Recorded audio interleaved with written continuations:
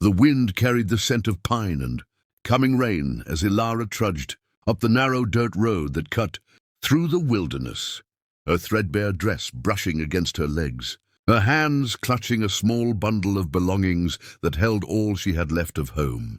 She had known, even before her mother's trembling voice delivered the news, that her parents had no intention of keeping her. The debts had grown too heavy, the farm too barren, and she, at 17, had become a burden they could no longer afford. When the wealthy town merchant offered coin in exchange for a maid to send up to the isolated homestead of a reclusive widower in the mountains, her parents agreed before she even had a chance to speak. So now she walked alone toward a life she had never asked for, toward a man she had never met, with nothing but the fragile hope that he would not be cruel. The merchant had described him as a mountain man, a recluse who lived far from town after losing his wife, a man who could not bring himself to return to society. Rumors whispered that he was hardened by grief, that he spoke little and smiled less, and that his temper was as wild as the storms that rolled down from the peaks. Elara's steps slowed as she approached the cabin nestled between towering pines, smoke curling lazily from the chimney. The wooden porch creaked under the weight of a large, broad-shouldered man who stepped out into the fading sunlight. His dark hair fell untamed around his face, his jaw strong and shadowed, and though his eyes were sharp, they held exhaustion rather than anger.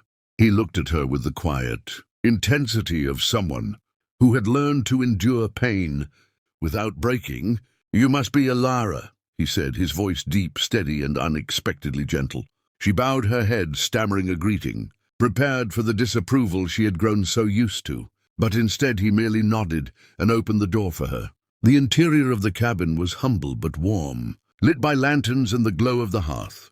Though she had been sold as a maid, he did not pile her with tasks, nor did he bark orders. Instead, he simply showed her around and told her she could rest. Confused by this softness, she slept lightly that night, clutching her blanket like a shield. Days passed, and she found that her presence seemed more foreign to him than his to her. He rarely spoke unless spoken to, but he watched her with a protective awareness, as though afraid she might vanish like a memory. She learned his name, Rowan, and learned too that the rumors of his grief were painfully true. His wife had died during childbirth 3 years earlier, and the child had not survived either. Since then, Rowan had built walls so thick around his heart that even sunlight seemed to stop at their edges. Yet Elara, with her quiet determination, her gentle laughter, and her way of mending broken things, clothes, furniture, even the small wounded bird she found one. Morning began to soften the silence inside the cabin.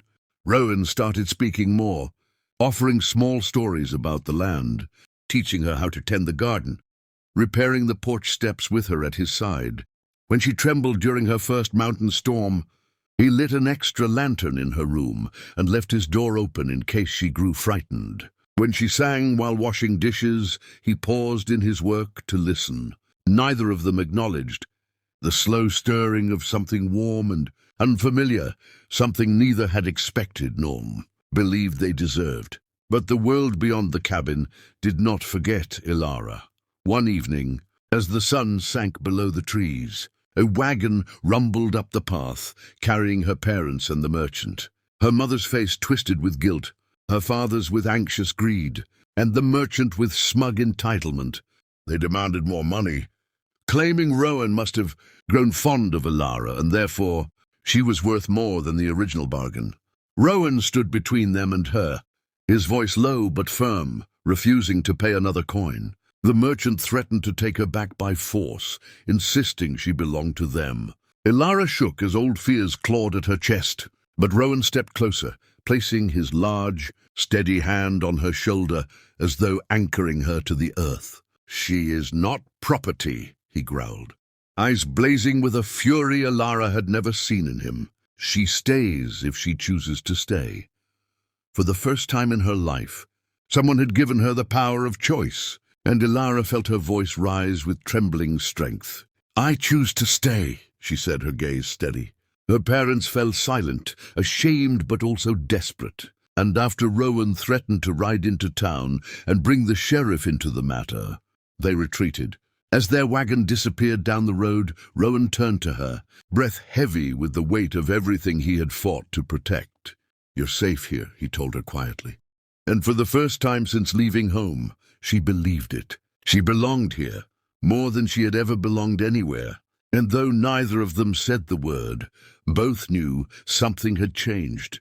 Something had begun, something that might grow into a love strong enough to heal them both. The next weeks unfolded with a warmth that Elara had never imagined, as though the mountains themselves were exhaling the long-held breath of winter to make room for something gentler. Rowan treated her not as a servant but as an equal, inviting her to join him in repairing the barn roof, harvesting wild berries, and tending to the stubborn goat that constantly escaped its pen.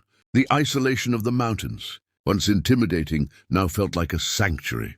And in this quiet place, the fragile thread connecting them grew stronger.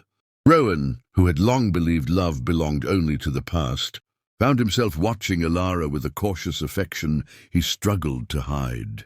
He admired how she faced hardship without complaint, how she smiled even when the work was demanding, how her presence filled the empty spaces in the cabin where silence once lived. Yet he held back, afraid of breaking what was slowly forming between them, afraid of losing her the way he had lost everything before. Elara sensed his hesitation, but she also felt the softness beneath the armor he wore every day.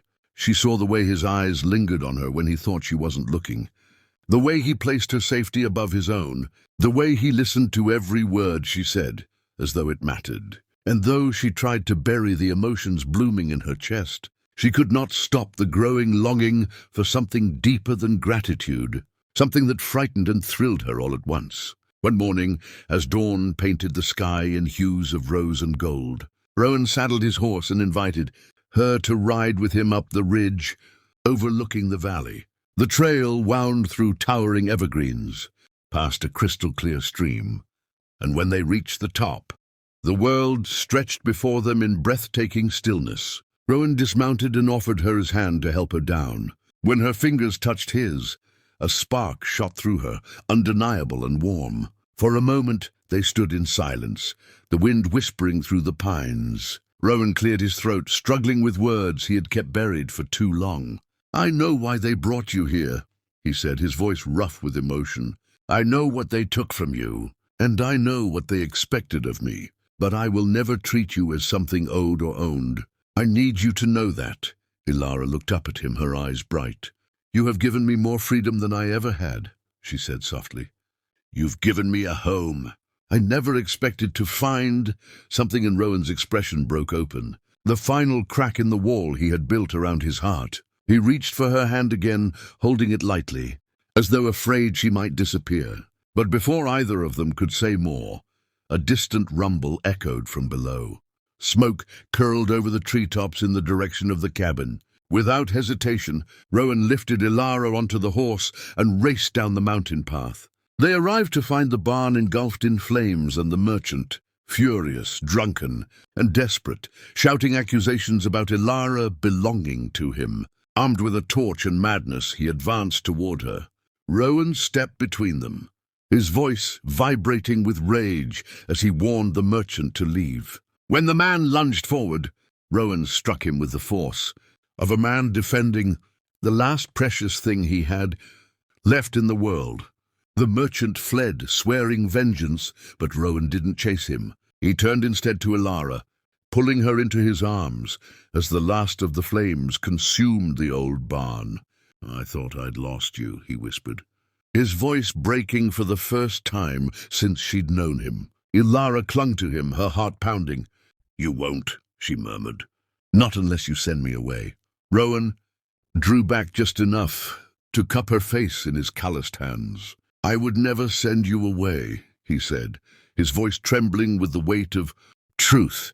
"Elara, I didn't think I could feel anything again, but you've brought life back into this place, back into me." Tears welled in her eyes, but she smiled, soft, radiant, and full of the love she had kept hidden for so long. "Then let me stay," she breathed.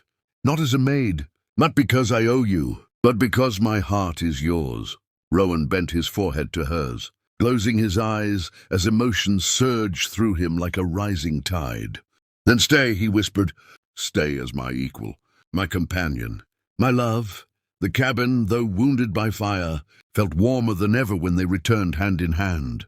They rebuilt the barn together, rebuilt their lives together, and slowly, as the seasons changed, the shadows of their pasts faded, beneath the light of a love neither had expected but both deeply needed. And this time, Elara stayed, not because she had been given away, but because she had finally found where she truly belonged, beside the man who had looked past her scars, her fears and her broken beginnings, and given her the one thing she had never been offered before, a future filled with hope. If you enjoyed this story and want more heartfelt, emotional tales just like this, don't forget to subscribe to the channel. Your support helps bring these stories to life.